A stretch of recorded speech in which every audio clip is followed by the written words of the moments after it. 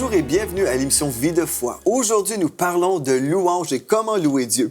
Nous avons mon épouse Mathilde avec nous et notre sœur Christine Beumier, pasteur de la Belgique. Bonjour et bienvenue. Bonjour à tous et bonjour à vous. Merci pour votre invitation. Bonjour, pasteur. Merci d'être là. Amen. Et pour ces temps que nous passons ensemble, vraiment dans la présence de Dieu. Je crois que Dieu est présent lui-même au milieu de nous et qu'il soit présent aussi. Je crois qu'il est présent avec vous qui nous regardez. Amen. C'est vrai, on a ressenti la présence de Dieu toute cette semaine en parlant de la louange. Quand on parle de Dieu, bien, Dieu est là. Dieu est au rendez-vous. Sa présence descend. C'est merveilleux. J'aimerais ça commencer avec un texte dans la parole de Dieu, un texte que j'aime beaucoup, dans le psaume 126. Et après, on va continuer en parlant du comment. Comment louer Dieu. Hier, on a vu, on pouvait louer Dieu avec le chant, la musique. Et c'est vraiment la façon qu'on reconnaît habituellement la louange. Les gens pensent louange égale musique. Hein? C'est comme ça, mais on va découvrir aujourd'hui qu'on peut louer le Seigneur à plein de niveaux.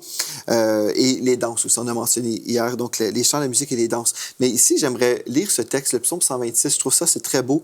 Quand l'Éternel ramena les captifs de Sion, nous étions comme ceux qui font un rêve. Alors notre bouche était remplie de cris de joie et notre langue de chants d'allégresse. Amen. Alors on disait parmi les nations, l'Éternel a fait pour eux de grandes choses. L'Éternel a fait pour nous de grandes choses. Nous sommes dans la joie. Éternel, ramène nos captifs comme des ruisseaux dans le midi. Ceux qui sèment avec larmes moissonneront avec chant d'allégresse. Celui qui marche en pleurant quand il porte la semence revient avec allégresse quand il porte ses gerbes. Amen. Et peu importe l'épreuve, si on a une semence de Dieu dans notre cœur, bien, gloire à Dieu, Dieu fait des grandes choses pour nous. Et c'est vraiment une chose un passage des Écritures qui peut nous inspirer dans la louange et dire, peu importe les épreuves, même si on peut être captif, bien, le Seigneur est celui qui délivre et on peut louer le Seigneur. Et des fois, je pense que c'est bon de prendre un texte, la parole de Dieu. Quand on vit une épreuve et dire, OK, Seigneur, je vais prendre ce texte-là et je vais méditer et puis je vais me l'approprier, comme vous avez mentionné aussi, je pense, dans la deuxième émission. On va s'approprier. Peut-être vous avez un besoin en ce moment, mais vous allez dire, bien, Seigneur, je sais que tu fais de grandes choses et je relâche ma foi aujourd'hui pour vivre ta grandeur dans cette situation. Amen. Donc, je voulais juste vous partager ce texte-là que je trouve un passage béni. Donc, hier, pasteur Christine, vous avez mentionné, on peut louer le Seigneur par le chant, la musique et la danse. Et puis aussi, aujourd'hui, vous allez nous parler des bannières. Oui, des bannières. Parce que parfois, il y en a qui ont du mal de chanter ou qui ne chantent pas juste ou ça ne leur dit rien, mais qui peuvent s'exprimer avec leur corps. Et on a une dame dans notre église qui a découvert ça. Il y a notre fille Mélodie qui donne des cours de bannières justement pour que ce ne soit pas juste agiter des drapeaux n'importe comment, mais que ça vienne de notre cœur et que là aussi, ce soit l'expression de notre cœur envers Dieu. Et cette dame a commencé à s'épanouir et vraiment, elle prend du plaisir à louer Dieu à travers le maniement des bannières, à élever le Seigneur. Et ce qu'on constate, c'est que lorsque c'est fait vraiment conduit par le Saint-Esprit, il y a une onction qui descend aussi à travers cela. Lorsque le Saint-Esprit guide à prendre telle ou telle couleur, que ce soit doré, que ce soit vert pour la guérison, il y a des couleurs quand même que le Saint-Esprit conduit à prendre. Et waouh, il y a une présence de Dieu qui vient simplement à travers ce geste qui finalement est un geste prophétique. La parole de Dieu dit que l'Éternel est ma bannière. Yahvé Nissi. Et là, on loue le Seigneur avec ce qu'il nous a donné. Que tout ce qui est en moi bénisse son saint nom. Et c'est pas seulement notre voix, c'est tout notre corps qui peut être vraiment, qui peut s'exprimer devant Dieu avec les talents qu'il nous donne et avec ce qu'il met dans notre cœur pour manifester aussi justement cette diversité dont on parlait. Et là-dessus, c'est pourquoi Mélodie, notre fille, a écrit ce livre, Les bannières dans la louange, qui au départ, ça s'adresse aux enfants. Donc c'est dans un langage assez simple. Mais plusieurs personnes adultes ont lu ça et m'ont dit « Ah, enfin, on comprend la louange !» Donc, juste pour rappeler nos amis à la maison, voilà. Vous avez écrit le livre « La louange, un style de vie ». Donc, nous avons parlé de ce sujet toute la semaine.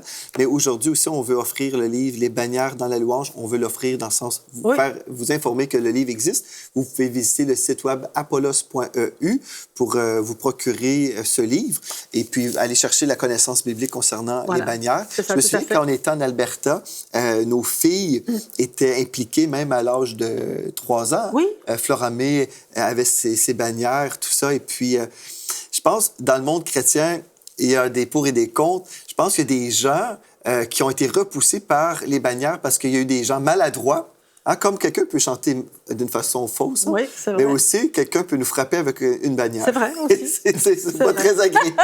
C'est pas agréable de recevoir une bannière dans la figure. Donc, je pense que c'est ça, faut y aller avec sagesse. Ouais. Hein.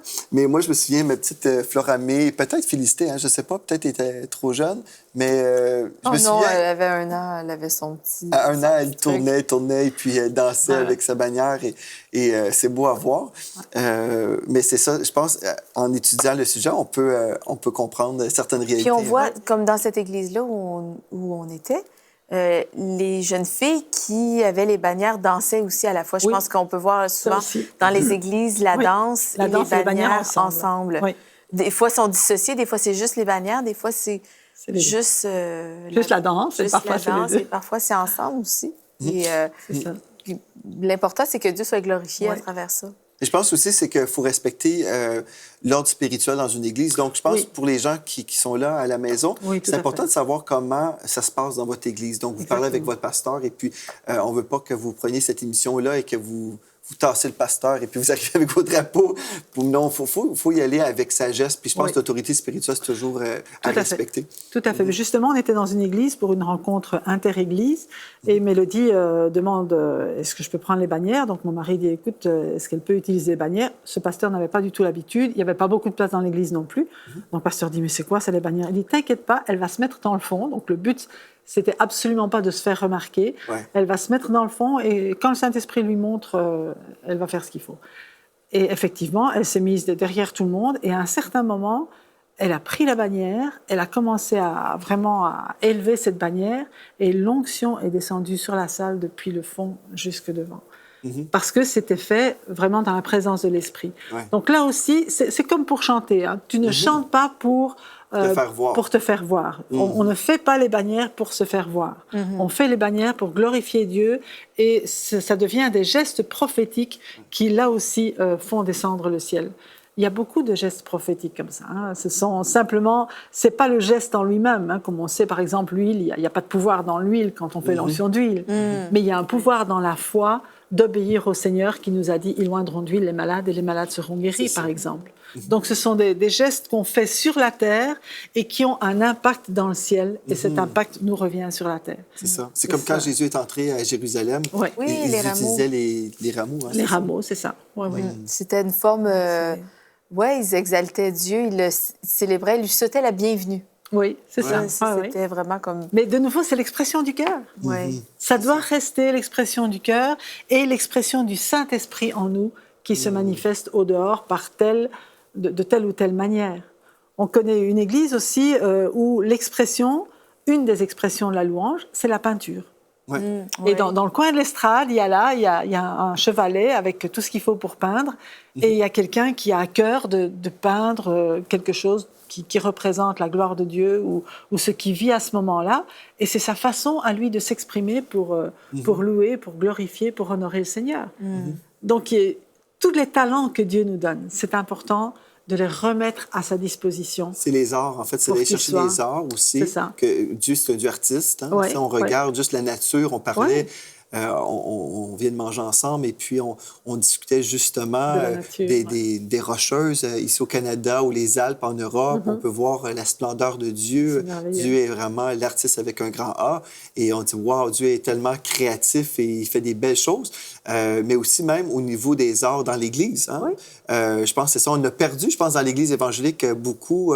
on a perdu la dimension artistique parce que, bon, dans l'Église catholique, il y avait beaucoup de peinture, certainement. Et puis là, chez les évangéliques, on ne voulait pas être dans l'idolâtrie, donc on a banni les arts, finalement. Et plusieurs églises sont assez moches, hein? On va se l'avouer, les murs blancs et puis un rideau noir, et puis c'est assez austère comme apparence. Mais Dieu, c'est un Dieu de couleur, un Dieu artiste. Et puis, il y a de la place pour avoir des belles choses. Oui, il se trouve que Dieu, c'est pas un Dieu monotone. Oui. Dieu, justement, a usé de sa créativité pour créer la terre, les animaux, la splendeur du ciel, de la nature. Donc, ça, c'est quelque chose qu'il nous a donné. Puis des fois, on pense que c'est des choses qui viennent juste de nous ou de notre tête. Mais non, quand je pense que Dieu peut nous donner il y a la création des chants dans la louange. Oui. Mais au-delà, si Dieu m'inspire pas des chants, on peut avoir reçu un don particulier pour ça, mais Dieu peut donner d'autres talents, justement, qui naissent dans des moments de louange. Oui. Comme on a parlé cette semaine, la louange, dans le fond, c'est d'avoir un cœur reconnaissant. Et de mon cœur reconnaissant, je peux remercier Dieu vraiment pour qu'est-ce qu'il a créé, ou je peux être, mettons, dans un temps de louange, être ravie dans une vision, avoir une vision et peindre cette vision. Et Dieu me montre des choses, des splendeurs qu'il y a au ciel ou des choses à venir, et puis je peux mettre cette image-là dans la peinture. Bon, moi, ceci dit, j'ai pas reçu ce talent-là non plus, du tout, mais je sais, on le voit dans plusieurs églises. Je sais à Bethel, bon, tout le monde connaît cette église-là. Et puis, il y a dans plusieurs églises sur la planète, il y a ce mode d'expression-là. Mais oui, je pense que Dieu peut... je pense qu'il peut y avoir des dons de créativité qui naissent dans la louange. C'est ça. Voilà. C'est ça, parce que Dieu est créatif. C'est ça. Et il nous a créé à son image. Donc, il met en nous cette créativité. Et aussi, on peut voir, comme tu dis, on peut avoir cette vision du ciel qu'on essaye de retransmettre d'une manière ou d'une autre. Et c'est vraiment extraordinaire, quoi. C'est un cadeau de Dieu à chaque fois. Oui. Donc, vous mentionnez les bannières et les cris. Les cris. Alors, dans la parole de Dieu, il y a un mot qui s'appelle shabak en hébreu et qui veut dire pousser des cris de joie. Par exemple, dans le psaume 47, verset 1, il est dit « Vous tous, peuple, battez des mains, poussez vers Dieu des cris de joie. » C'est devenu shabaké. Pousser des cris de joie. Il ne faut pas savoir chanter pour pousser des cris de joie. C'est ça. Il ne faut pas être musicien. On peut crier à l'Éternel, crier de joie, se réjouir, fêter le Seigneur, fêter sa victoire.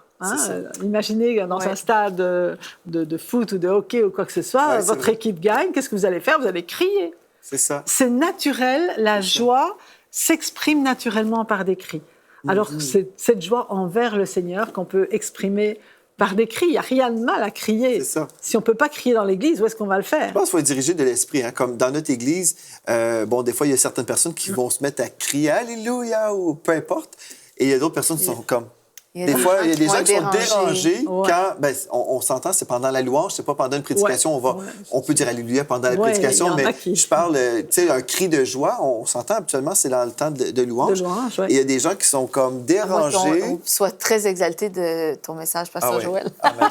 Non, mais il y a des gens qui peuvent être dérangés par ça. Et je me dis, si tout le monde dans l'Église se mettait à crier, dire Alléluia, tout le monde, bien là, on ne dérangerait personne parce que tout le monde serait en train de le faire. On ne dérangerait personne. Mais je pense qu'il y a des gens, des fois, qui sont aussi dans un genre de moule religieux. Et puis, si on est biblique, là, le silence total, c'est pas ça qu'on retrouve dans la Bible. Bon, sauf quand il est conduit par le Saint-Esprit. Oui, c'est vrai. C'est un poids de gloire. Il y a le silence où là, c'est pas que tu t'imposes un silence. Non. C'est là que tu es juste là. C'est le silence qui t'est imposé. Et tu es dans la présence de Dieu. On l'a vécu en Alberta, en fait. On était environ 1000 personnes dans l'assistance. Et pendant 30 minutes, il y a eu un silence total. Et c'était vraiment là, la gloire de Dieu qui était descendue dans l'Église. Là, on le savait. C'était pas comme si le pasteur avait dit « OK, le silence, s'il vous plaît ». Non, c'était pas du tout. C'était même dans un temps de louange. Tout le monde s'est mis à parler en d'autres langues. Il y a eu vraiment... C'est comme ça on entendait les anges chanter avec nous. Et là, après... un silence pendant 30 minutes. C'était magnifique. C'était merveilleux. Donc, il y a des temps de silence, mais il y a d'autres églises, des fois aussi, où on dit non, il faut que ça soit toujours tranquille. Non, pas calme. Mais en fait, si on lit la Bible, on va voir, il va y avoir des instruments, il va y avoir des danses, il va y avoir des cris de joie. C'est le signe ou la preuve que les gens sont vivants. Bon, on s'entend qu'à la muraille de Jéricho, ils ont fait le tour pendant 16 jours. Sans rien dire. Et puis là, après, ils ont poussé des cris de joie. Il y avait les instruments. Et que s'est-il passé? La muraille est tombée. Écroulée, C'est vrai que pendant 16 jours, ils ont fait le tour. Il y avait les trompettes quand même. À chaque fois, il y avait quand même les trompettes, mais le peuple avait reçu l'ordre de ne rien dire. Et parfois, c'est important de ne rien dire, justement pour ne pas se plaindre. C'est ça, c'est vrai. On ne sait pas les paroles qui auraient pu sortir. Ah oui, je suis certain, moi, s'il avait fait le tour, c'est long, mais pourquoi on fait ça? Oui, c'est ça. On peut se perdre à cause de nos paroles. Tu te tais. Simplement, les trompettes qui étaient là, devant l'arche. Devant, il y avait les hommes en armes, quand même, qui ne faisaient rien, ils faisaient que marcher. Mais alors, à ce moment-là, le septième jour, la 7e fois, Là, ils ont dit, maintenant, c'est le moment de pousser des cris. C'est ça. Et tous ensemble. Alors, j'imagine les habitants de Jéricho, déjà qui paniquaient quand ils les voyaient faire le tour en se demandant ce qu'ils étaient en train de faire, mais quand tous les cris de tout le peuple en même temps, ils étaient à ce moment-là, ils étaient sûrement éparpillés tout autour de la muraille. Et puis, voilà, la muraille qui s'est effondrée. Il paraît qu'elle est comme descendue toute droite dans la terre, en fait. Ça laissait libre passage pour chacun dire aussi, de monter dans la ville. J'ai entendu dire qu'elle était tellement large aussi que les gens de la ville faisaient des courses de chevaux sur le dessus de la muraille. Donc, c'était comme une rue. C'était très large. Donc, quand cette chose s'est effondrée, ça a dû faire un bruit absolument énorme. Mais c'était leur louange qui a détruit cette immense muraille. C'était une immense muraille. C'était pas un petit mur de pierre comme on peut penser. Donc, ce cri-là, ce cri de victoire, c'était un cri de victoire. Je pense qu'un cri de victoire dans un temps de louange, c'est super approprié et ça a une puissance aussi de le faire dans la maison de Dieu, ensemble, en famille. Parce qu'on s'approprie des victoires de cette manière-là, autant personnelle que corporative. C'est vrai. Parce qu'il y a une puissance de louer seul. C'est une dimension, seul chez nous. Et il y a aussi une autre dimension qu'on vit dans la grande assemblée. Et dans la grande assemblée, je pense que c'est ça, ces cris de victoire, ces cris d'exaltation, où on exalte Dieu et on juste déclare la victoire. Eh bien, il y a des choses extraordinaires qui brisent, les murailles tombent. C'est vrai. Et on s'approprie des victoires qui se manifestent. Et puis, il ne faut pas négliger ça. Puis, il ne faut pas être religieux, justement, pour dire ça ne se passera jamais dans mon église. Moi, j'aime trop ça. Oui. Moi, j'aime vraiment ça, quand les gens s'exclament, crient de joie. Moi, ça réjouit mon cœur parce que je me dis, quand les gens crient de joie, c'est parce qu'ils sont vraiment engagés. Ils savent, ils connaissent Dieu, ils savent qui ils sont en train de louer.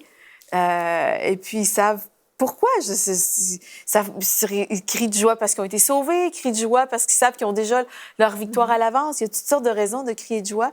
Mais je crois que vraiment, il y a une puissance, là-dedans. Je pense que ma femme croit là-dedans. Je pense que je crois là-dedans. Est-ce que je suis convaincue et convaincante? Je pense que oui. Amen. On peut battre des mains aussi. Ben oui. Simplement, avec les mains sont des instruments tout simples. C'est pas cher. C'est ça. On devrait en avoir deux, typiquement.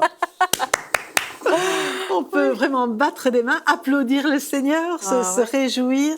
Vous tous, peuple, battez des mains. C'est vraiment ce que Dieu nous demande de faire aussi. Élever les mains pures devant le Seigneur. Élever des mains pures devant le Seigneur. Il y a vraiment tout ce que Dieu nous a donné pour le louer. Et moi, je suis convaincu qu'il y a des gens... Des fois, je vois les gens, c'est trop drôle. Des fois, on est sur l'estrade, on voit les gens. Les gens louent le Seigneur, puis après, on a d'autres qui sont comme... Ils sont pratiquement comme... sont tentés de lever la main, mais ça va me coûter quelque chose. Moi, je comprends pas trop pourquoi, là. Surtout dans une église où les gens louent librement. De louer librement. Mais il y en a, c'est comme... On ressent l'inconfort. Mais je pense, quand on est prêt à franchir comme cette limitation de gêne ou je me demande ce que les gens vont dire. Les gens pensent peut-être qu'ils vont perdre leur dignité s'ils lèvent les mains ou s'ils font un cri de joie. En fait, c'est un signe d'abandon. Quand je lève les mains, c'est comme un enfant qui s'abandonne à son père, qui dit « Seigneur, moi, je te loue, je t'exalte. » Et puis, une grande liberté. Quand les gens sont prêts à vraiment... peut-être prendre un pas de foi comme ça et juste dire, Seigneur, je vais te louer. Et ils vont commencer à vivre la présence de Dieu. Donc, je pense qu'il faut entrer dans cette dimension de liberté. Et puis, c'est ça qui va plaire à Dieu. C'est comme si quand on élève les mains, on fait comme un entonnoir qui permet à Dieu de nous remplir. C'est bon. Tant qu'on reste comme ça, c'est comme si on se fermait. On dit, OK, on est là, mais on ne veut rien. Mais si on arrive vraiment à lever les mains, Dieu il va nous remplir. C'est vrai, c'est un geste qui nous ouvre vraiment à la présence de Dieu.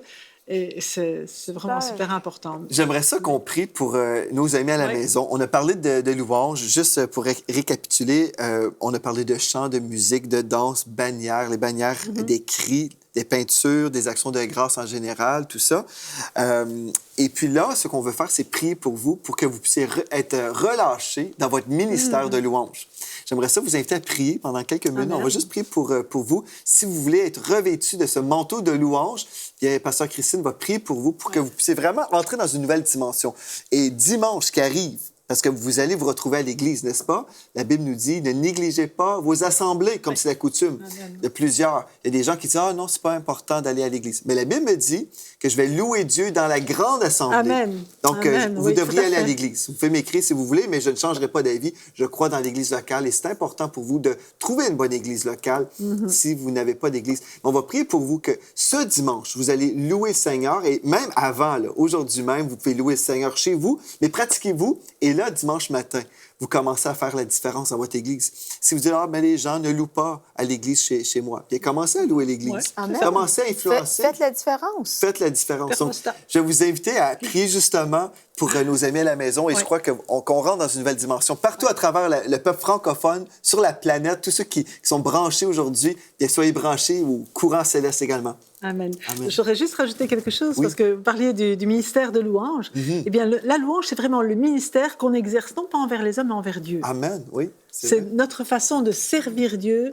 et de lui plaire. Donc, c'est vraiment ça qu'il faut parfaire, je vais dire, dans notre vie et donner le meilleur de ce qu'on a au Seigneur. Amen. Il en est digne.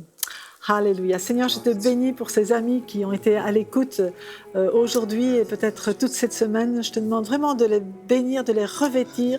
Saint-Esprit, je te demande toi-même de venir leur donner ce ministère de louange, de venir les relâcher, les libérer dans le nom de Jésus pour qu'ils soient libres de venir en ta présence. Là où est l'Esprit du Seigneur, là est la liberté. Seigneur, que tous les tabous puissent tomber, tout ce qui les empêche de s'exprimer devant toi et de te donner le meilleur d'eux-mêmes, que ça tombe dans le nom de Jésus, afin que tu puisses toi-même venir les remplir, leur communiquer ton amour, ta grâce et leur permettre de t'aimer comme tu es digne d'être aimé, de te louer, de t'adorer comme tu es digne d'être loué, d'être adoré, avec tout leur être, avec leur corps, avec leurs paroles, avec leurs chants, avec tous les talents que tu leur as donnés, Seigneur, qu'ils puissent te glorifier et que ton nom soit manifesté à travers eux, qu'on voit, Seigneur, que c'est toi qui agis en eux, que toi seul, tu sois glorifié, élevé, que leur foi soit fortifiée, que la foi de ceux qui les voient soit fortifiée aussi, Seigneur, parce que tu es digne de gloire, digne de louange et d'adoration. Et Seigneur, tu nous rappelles aussi que la louange est éternelle et qu'on va te louer et t'adorer pour l'éternité. Alors, apprends-nous déjà sur cette terre, Seigneur, à te louer comme tu veux l'être, au nom de Jésus. Amen. Amen. Gloire à Dieu. Merci beaucoup, Pasteur Christine, d'être venue à l'émission Vie de foi. Nous avons été bénis. Merci à mon épouse. Et on va conclure cette émission dans la louange. Alléluia. On a prié. Maintenant, on va louer le Seigneur avec mon épouse qui va chanter un chant. Tu es saint. On l'a mentionné dans cette série. C'est un chant qu'on s'adresse directement à Dieu. On va élever le nom de Jésus ensemble. Alléluia. Tu es saint. Donc, louez maintenant avec nous dans ce chant que mon épouse Mathilde va chanter. Soyez richement bénis.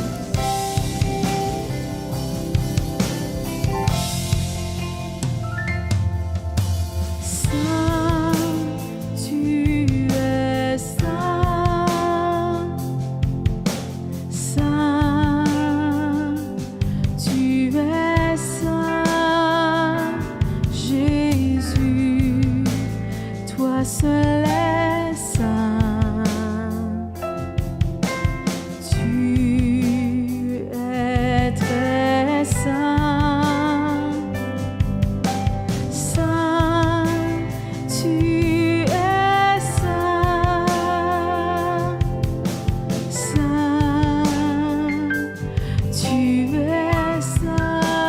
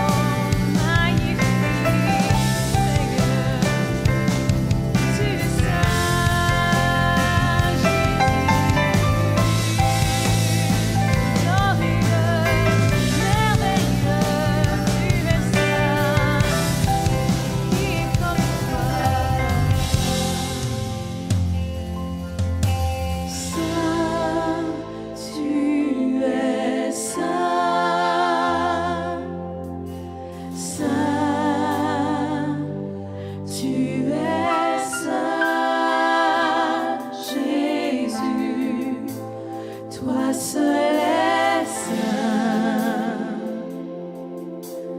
Tu es très saint. Saint, tu es saint.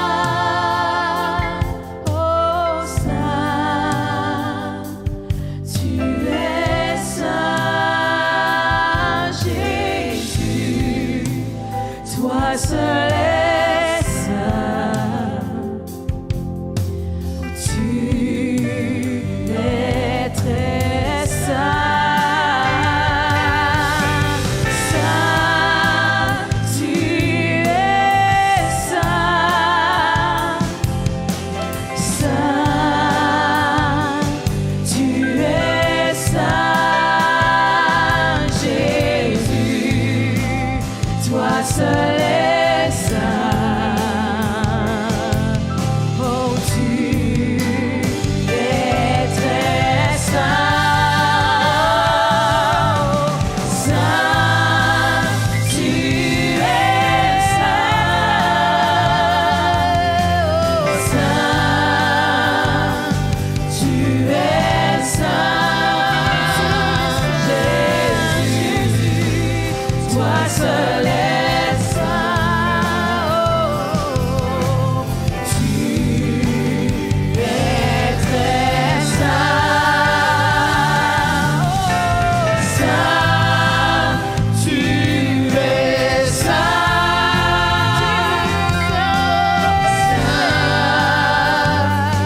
Tu es saint.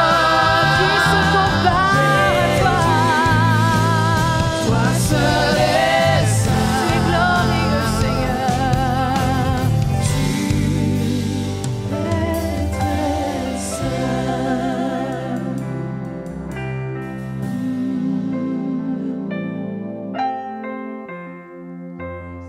Tu es saint, Seigneur.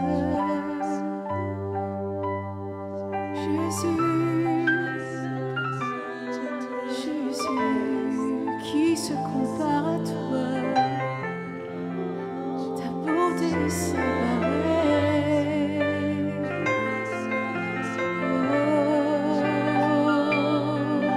Oh, saint, tu es saint, Seigneur. Saint, tu es saint Jésus. Toi seul es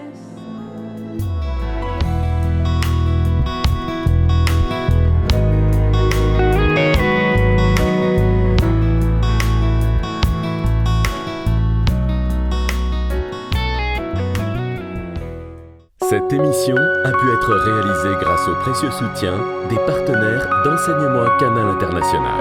Retrouvez tous nos programmes sur emcitv.com.